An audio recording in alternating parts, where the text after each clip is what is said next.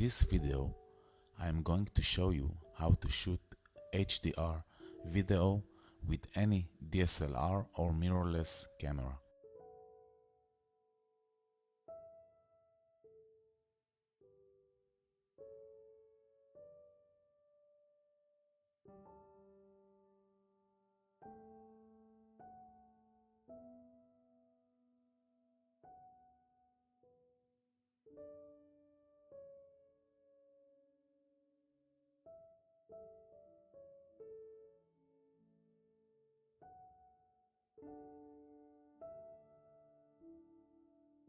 The software that we are going to use is Lightroom.